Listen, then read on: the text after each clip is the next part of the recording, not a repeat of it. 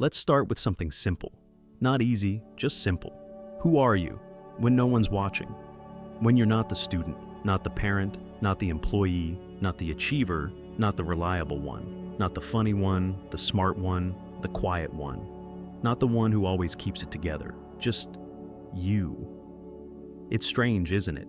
How many names we wear, like jackets. We zip them up before heading out. We walk into the world suited up in labels: son, manager, lover, friend, problem solver, burden carrier. Sometimes we forget we ever put them on, and sometimes we forget how to take them off.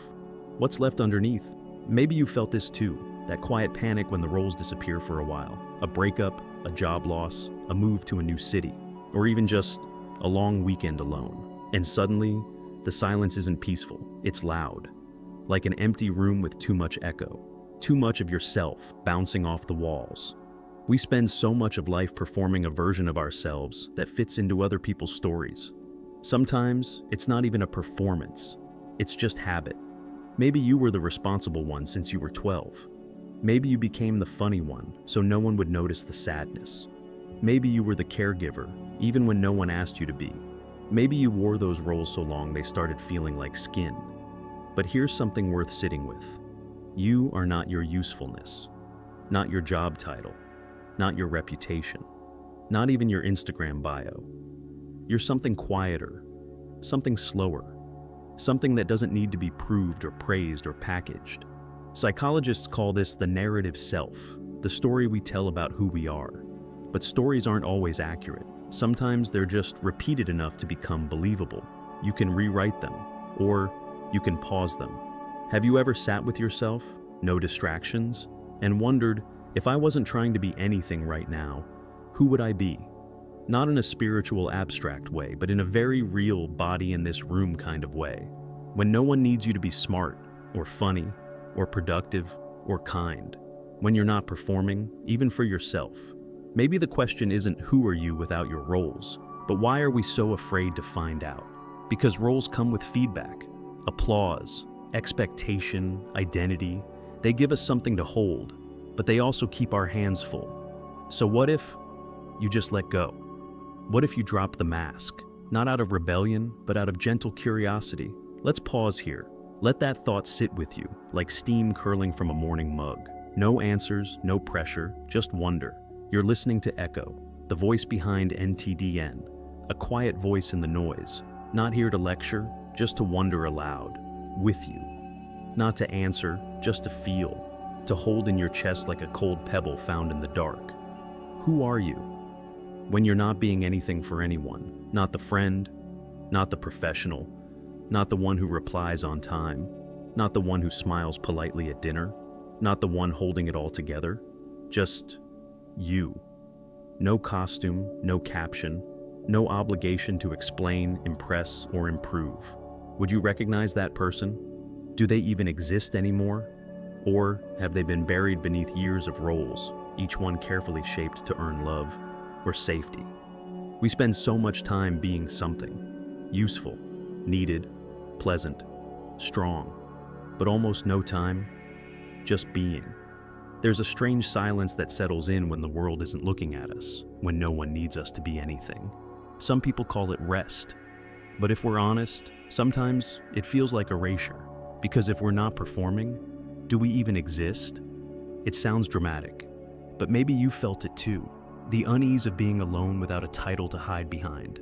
Not parent, not partner, not the funny one, the smart one, the one who always gives the right advice, just you. The person in the mirror when everything else is stripped away. The truth is, many of us don't know how to be that person. We weren't taught. From childhood, we were shaped into shapes that made sense to others. Be quiet. Be responsible. Don't cry. Make us proud. Some of it was love. Some of it was survival. Either way, we learned to contort. And now, we call those shapes personality. But what if they're just costumes we forgot how to take off?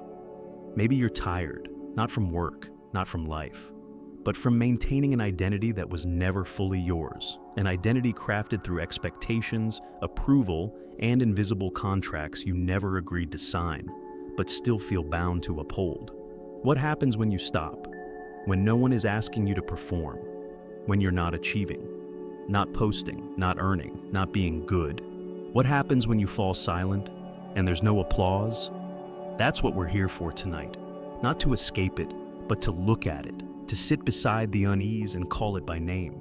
Not to fix, not to analyze, just to witness.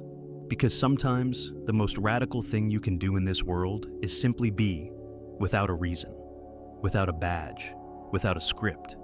You might find that you are not missing. You are not gone. You are not lost. You've just been beneath it all, the whole time, waiting quietly for permission to be nothing but yourself. And maybe you don't need permission. Maybe you just need a moment to stop holding up the mask and let your real face rest. There's something strange about silence. Real silence. The kind that arrives when all your tasks are done and no one is waiting on you. No questions to answer. No expectations to meet. No faces to wear. It creeps in quietly, like fog through an open window. And suddenly, you realize how loud you used to be. Not your voice, but the you that lives in motion. The one who always has something to do, somewhere to be, someone to please. Let's talk about that version of you. The one you built to survive this world. The version that shows up to work even when your body is screaming to rest. The one who smiles on cue, laughs at the right moments, nods, performs, adapts, until it becomes muscle memory. That version of you is probably really good at their job, or at relationships, or at staying strong when others fall apart. And they deserve credit, because they protected you. They helped you belong. They got you through things that should have broken you. But what happens when that version becomes the only version?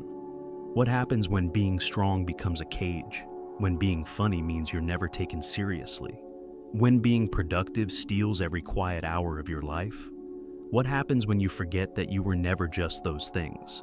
We don't talk enough about how roles get assigned. We act like we chose them. But most of the time, we didn't. Some of us were told to be responsible before we could spell the word. We were the older sibling, the quiet one, the one who didn't make trouble. So we adapted.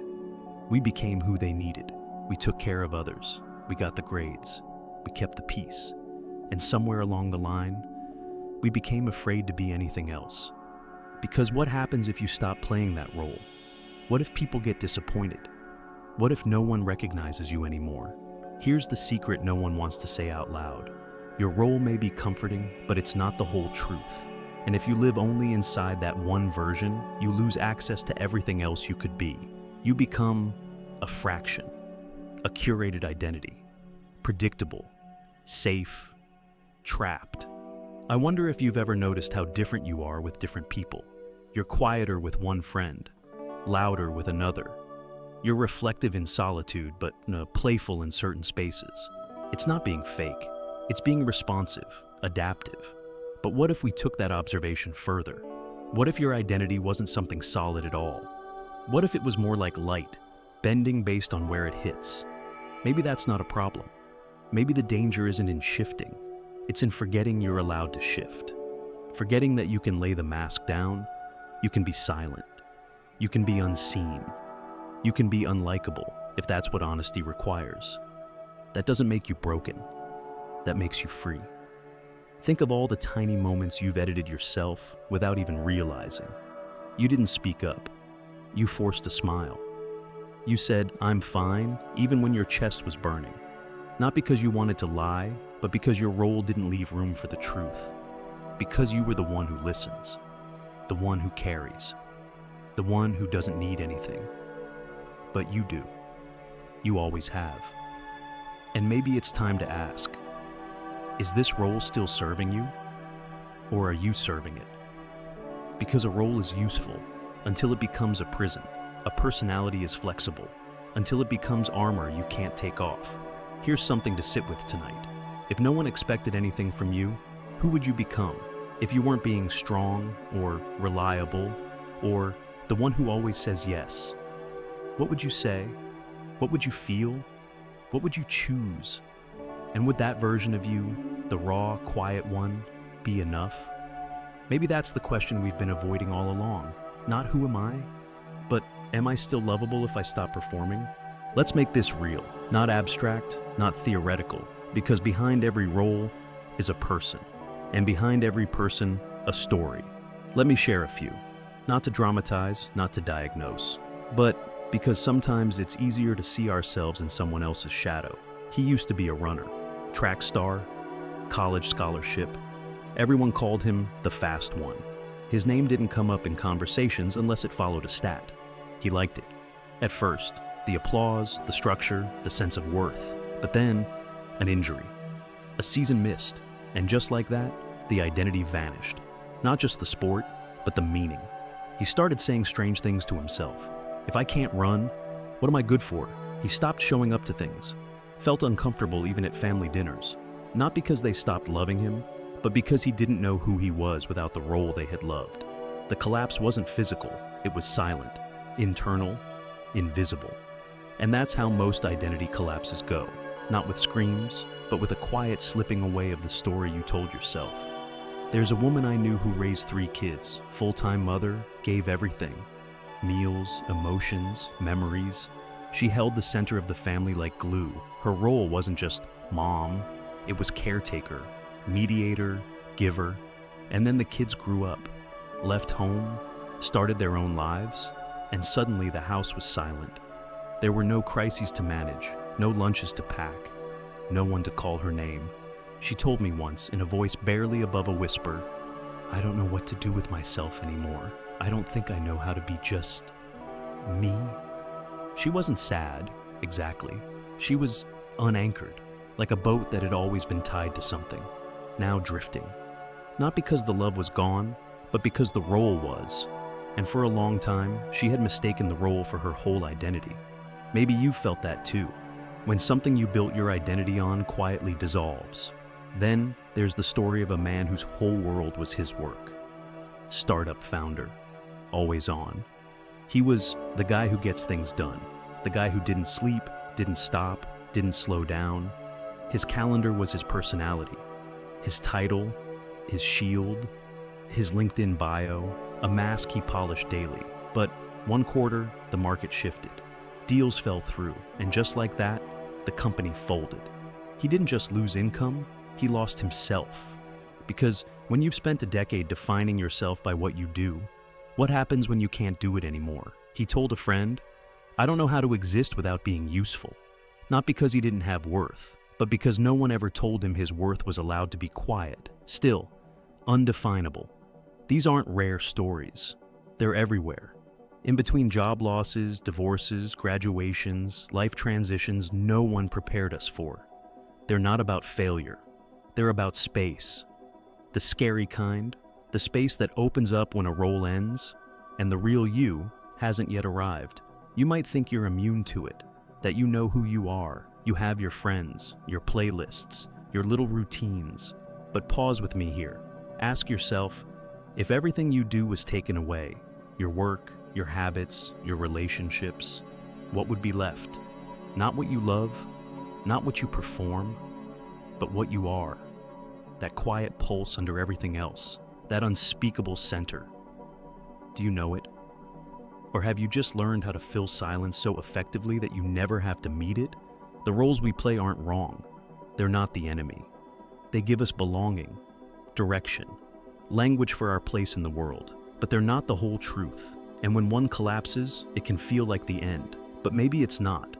Maybe it's a beginning, a blank page, a moment between stories, a doorway back to something you lost long ago. Not because someone stole it, but because you traded it for applause. You are not your roles. You are not your titles. You are not your productivity or your reliability or the adjectives other people use to describe your usefulness. You are the quiet that remains, the stillness after collapse, the breath after the lights go out. You are there, even in the silence, especially in the silence. So, the next time something ends, a job, a relationship, a version of who you thought you were, let it fall. Let it fall like an old costume you've outgrown. Because underneath, something softer is waiting. Something more you than you've ever dared to be. Let's shift gears. Not away from the feeling, but deeper into it. Because this discomfort, This quiet ache you might have felt when we talked about losing your roles. It's not weakness, it's not confusion, it's biology, psychology, the mechanics of identity built from the inside out. And understanding that gently, without overanalyzing, might help us soften the fear. There's a term in psychology called the narrative self. It comes from Dr. Dan McAdams. He suggests that we build our identities the way a writer builds a story, with characters, chapters, conflict, and meaning. We're not just living, we're interpreting. And those interpretations become who we think we are. So when a role disappears, it's not just about losing a routine, it's about losing a paragraph from the story of you. And that kind of loss can feel like erasure. Because if the plot changes, what happens to the character? Now, here's where it gets deeper. The brain doesn't like not knowing who you are. Uncertainty creates a chemical discomfort, what neuroscientist Dr. Andrew Huberman refers to as prediction error. Your brain, especially the default mode network, loves familiar scripts. It finds safety in repetition, even if the role itself is exhausting. So, even if your identity is painful, your brain will still protect it, because pain is more familiar than the unknown. Let that sink in. Sometimes we hold on to roles not because we love them, but because the brain prefers a known cage to an open field. This explains why change, even positive change, can feel like grief. When a job ends, when a child leaves home, when a belief breaks down, even when we outgrow a part of ourselves, it's not just transition, it's a neurological recalibration. Your brain is trying to rewire the story you've told yourself for years, and that takes time, gentleness, space. Now let's bring in the shadow. Carl Jung, the Swiss psychiatrist, believed that the self is not what we project into the world, but what we repress in the name of acceptance. He called the lost parts of ourselves the shadow, the unchosen identities, the feelings we buried to protect the roles we were praised for. If you've always been the responsible one, your shadow might be deeply playful, even reckless. If you've always been kind, your shadow might be angry and needing space to say so. Jung believed that true wholeness only comes when we integrate the shadow, not reject it, not heal it, just make space for it. So maybe your truest self isn't the one that always shows up. It's the one waiting quietly in the dark, asking if it's allowed to exist. Brené Brown, a researcher of shame and vulnerability, adds another layer. She says, "We hustle for worthiness, and we do it by performing roles that make us feel lovable, useful, and safe. But beneath that hustle, there's often fear. If I stop doing this, will I still matter?" Brené's work reminds us that self-worth is not earned through roles. It's owned through presence. You are not what you offer. You are what remains when there's nothing left to prove. Tim Ferriss, in a very different corner of the conversation, talks about identity in the context of high performers. He says, "One of the most dangerous things is identifying too closely with what you do. Because if you're always the builder, the creative, the thinker, then failure doesn't just hurt your work, it threatens your existence. You become fragile, not because you are weak, but because you've overinvested in a single version of who you are." Ferriss suggests detaching from identity not to become less human, but to become more resilient. Because when you are allowed to change, you stop fearing collapse. You start trusting emergence. There's a reason all of this feels so personal, because it is. Identity isn't an idea, it's a lived experience. It's stored in your body. It shows up in your posture, in your breath, in your decision to stay silent when something hurts. And the science doesn't need to be cold. It can be an invitation, an opening, a reminder that even your confusion has roots, has language, has logic. You are not lost. You are transitioning. You are in a moment of identity recalibration. And that's not a crisis. That's growth. The way a snake sheds its skin. The way a tree drops its leaves. Not because it's dying, but because it's becoming something else. You too are allowed to become something else. So, if you felt disoriented lately, if you've been drifting in a kind of fog, if you've wondered why you're exhausted even when nothing is wrong, maybe it's not burnout. Maybe it's not laziness. Maybe it's the quiet rewiring of your inner story. And maybe that's worth trusting. Let's zoom out for a moment. We've talked about the self, the shadow, the science. But what about the world around us? What about the culture that constantly hands us mirrors, but never lets us look inward? What if the reason we cling to our roles isn't just personal? What if it's systemic? What if the world prefers us masked? Scroll through your feed, any app, any moment. What do you see? Curated identities, filtered authenticity, roles dressed up as personalities, people turning themselves into products. We're all told to be ourselves, but also to be marketable, to be likable, to be recognizable, to find a niche, build a brand, and stay on message. And slowly, almost invisibly, we start choosing versions of ourselves based on what performs well. The funny one, the deep one, the expert, the empath. Roles, but digital now. Not just for family, but for everyone. Even healing has become performative. Self-care is aesthetic. Boundaries are content.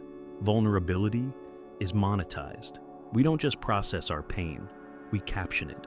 We turn our identity into reels and stories. We translate our complexity into 15-second fragments that get rewarded with hearts. And it's not evil, it's not fake, but it's something worth noticing. Because over time, those small acts of self-curation start to blur the line between what's real and what gets approval. Maybe you've done this, posted something honest, but polished it first. Said something raw, but only after testing how it might land. Felt something private, and turned it into a quote slide. Again, none of this makes you fake. It makes you modern. But it also makes identity a kind of performance, a daily broadcast, a running commercial for a version of yourself you hope others will find acceptable. Let's take this further. Work culture does the same thing. In a job interview, you're not a person. You're a resume. Your value is measured in deliverables. Your personality is filtered through soft skills. You learn to present, posture, speak in metrics. And slowly your role at work becomes your default identity. Even outside the office, you say things like, I'm a designer, I'm in finance, I work in tech. Not, I'm someone who notices the way colors feel. I'm curious about systems and puzzles. I love building things that make people's lives easier. We've been trained to describe ourselves in terms of output, not inner life. And that's dangerous, because if your value is only based on what you produce, then rest becomes guilt. Stillness becomes laziness. Slowness becomes irrelevance. And roles become cages. Even in relationships, we're cast into roles. The therapist friend, the provider, the always reliable one, the attractive one, the fixer. Sometimes we're assigned these roles without consent. Other times, we wear them proudly, because they help us feel needed. But over time, what began as connection can become obligation. And the scariest part? If you try to outgrow a role, you risk losing the relationship, because some people only know how to love you through the mask you gave them. There's a reason this is hard to talk about, because deep down, we know it's true. And we don't want to believe it. We want to believe that our identity is entirely ours, that we're making free choices, that we're authentic.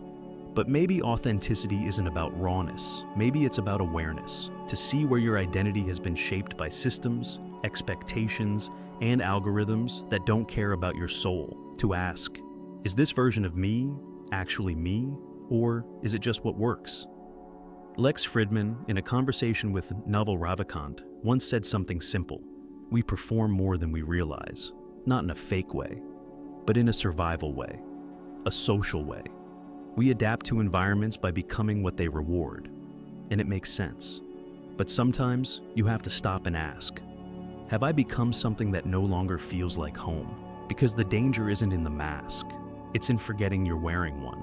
So what do we do with this? How do we live in a world that demands performance without losing ourselves?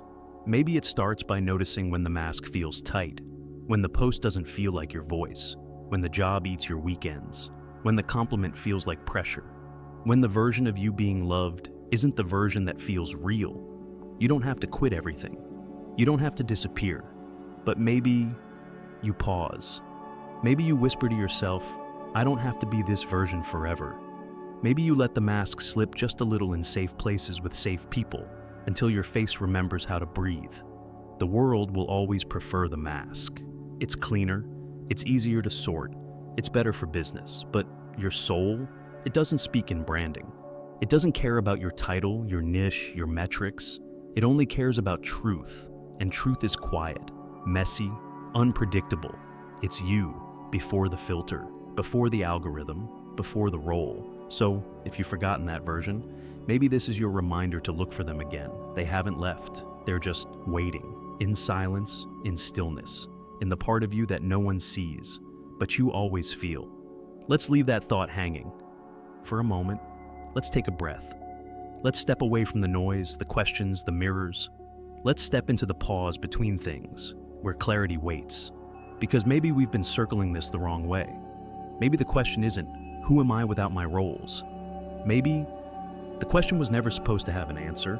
We've been taught that identity is a destination, that you have to find yourself, as if the self is buried under a rock somewhere, waiting to be dusted off and presented like a prize. But what if that's not how it works? What if finding yourself is the wrong metaphor entirely? What if the self isn't something buried, but something moving, something alive, unfolding, shifting with time? What if the truth of you doesn't live in a definition, but in a rhythm? Eastern philosophies, like Buddhism and Taoism, offer a very different way of seeing identity. They don't ask, who are you? They ask, what are you aware of? Because in their view, the self isn't fixed. It's not a thing. It's a flow. You are not a noun. You are a verb. You're not a person with roles. You are an unfolding experience, fluid, changing, moment to moment. Like a river, and the river never asks, am I enough? It just flows. This idea can be disorienting, especially in the West, where we crave clarity. We crave identity like a passport, a document that proves our existence. But maybe identity is more like music. It moves. It can't be held. It only makes sense when you stop trying to freeze it. What if the goal isn't to know yourself? What if the goal is to feel yourself in real time? To be present with who you are in this breath, in this hour, in this version, and to allow that version to change without panic. This brings us to the blind spot, the thing we never question because we're too busy solving. The assumption beneath every self-help book, every branding workshop, every caption that says, be your authentic self. It's this, that there is one true you to find, define, and hold on to forever. But what if that idea itself is the trap? What if your suffering isn't from not knowing who you are, but from the pressure to always know? We fear change because we think it makes us fake. We resist fluidity because we think it means we're lost. But isn't it more honest to admit that you're different at 2 a.m. than you are at 2 p.m.? That you're softer after grief, more guarded after betrayal, louder in safe spaces, quieter in ones that don't see you. That doesn't make you broken. That makes you real. Maybe the real illusion was thinking that identity had to be stable. Maybe the deeper truth is that you are many things across many timelines, and all of them are you. There's a term in Japanese culture, natsukashi. It loosely means a nostalgic longing for a past version of yourself, a soft ache for who you used to be, not to return, but to remember. It honors that identity is seasonal, and that we can hold our past selves with gratitude, not shame. So, if you feel confused about who you are today, maybe that's not a problem to solve. Maybe it's a sign you're still alive, still shifting, still expanding beyond the roles. Here's a gentler question. Instead of, who am I? Ask, what feels honest right now? Instead of chasing identity, follow sincerity. Instead of building a brand, build awareness. Not everything has to make sense. Not everything has to be named. You don't have to be one thing forever. You just have to be true to the version of you that's breathing in this moment. And maybe that's enough. The paradox is this. The more you try to define yourself, the smaller you become. But the more you allow yourself to be, the more room you make for something sacred to emerge. Not a role, not a mask, not a personality trait, but presence. Real presence. The kind that doesn't need a script. The kind that listens before it speaks. The kind that feels safe even when unnamed. The kind that says, I may not know who I am today, but I know I'm here. And that's enough for now. So maybe this whole time we weren't supposed to be asking, who am I without my roles? Maybe we were supposed to be asking, what's still true when I stop trying to be anyone at all? Let's slow down, even more than before. You don't have to think now. You don't have to analyze. This isn't about figuring it out. It's about feeling it. Let's just breathe here together, quietly. This is the part where I step out of the frame, and you step in. Not to perform, not to impress, just to notice. Like holding up a soft mirror, not to judge your reflection, but to ask it gently. Are you still in there? Who are you? When no one's watching? Not metaphorically. Actually, in your room, on a Sunday. When your phone is face down. When there's nothing due. When no one needs anything from you. What do you reach for? What do you avoid? Who do you miss? And maybe more importantly, what part of yourself have you been missing? Without even realizing it, we spend so much of our lives mirroring what others want. Reading rooms, adapting, responding. But how often do you mirror yourself? How often do you pause and ask, is this mine? Is this how I actually feel? Is this who I want to be today? Let's go deeper. Picture a version of you, not one defined by roles, but by rhythm. The you that wakes up without a name, without an inbox, without an audience. What would they do first? Would they write? Would they sit? Would they cry? Would they dance slowly with no music on? Would they feel strange in the silence? Would they feel free? There's no right answer, only presence. Let's sit with another question. What are you afraid will happen if you stop performing? Will they stop loving you? Will you lose something? Will the stillness reveal something uncomfortable? It's okay. You don't need to solve it. Just name it. Just listen to the fear without pushing it away. It's probably been trying to protect you for a very long time. Now try this. Picture your roles as coats. Warm, useful, familiar, some you picked, some were handed to you. Now imagine, just for a minute, what it would feel like to take one off, then another, until you're just here. Not naked, just natural, not exposed, just real. What would that version of you want to say? What would they not say anymore? What would they forgive themselves for? You don't need to answer now. Just feel what shifts when you even consider being something other than what you've always been. Even that is a kind of becoming. Let's be honest. Sometimes we want the mask. It's easier, cleaner, predictable. But predictable isn't the same as peaceful. One is control, the other is surrender. And surrender doesn't mean collapse. It means saying, I'm allowed to change. I'm allowed to not have a label today. I'm allowed to want something different now. Because authenticity isn't loud. It's quiet, uncomfortable sometimes, but deeply grounding, like soil. Dark, still, and full of life. Let me ask you something gentle. If you could meet yourself, not the one in mirrors or posts, but the one beneath all that, would you recognize them? Would they be proud of who you've become? Would they miss you? And if the answer is yes, what would it take to invite them back? What would it look like to live just one day without any role to uphold? Just you, in motion, in breath, in your own presence. Maybe you try it quietly, not dramatically, not publicly. Maybe you walk slower, speak softer, say no with less guilt. Let go of the urge to prove. Maybe you sit with that unease and realize it's not the absence of identity. It's the return of one you'd forgotten how to hold. You're not empty. You're spacious. There's room inside you for more than one version. There's the achiever. There's the soft one. There's the younger you who still needs to be heard. There's the older you, wiser than you feel. There's the present you, learning how to listen again. All of them are you. You don't need to collapse them into one brand. You just need to welcome them like long-lost friends at the door. This moment doesn't ask you to change. It just asks you to notice, to breathe, to wonder. Because maybe that's the beginning of coming home to yourself. Not through answers, but through soft attention. The kind you give a fragile thing when you're not trying to fix it, just trying to hold it for once. You are allowed to be unknown, even to yourself. You are allowed to hold questions without needing conclusions. And you are allowed to return to the part of you that doesn't need a single role to feel real. That part is still here, still breathing, still yours. Maybe now you can begin to listen. You're still here. That means something.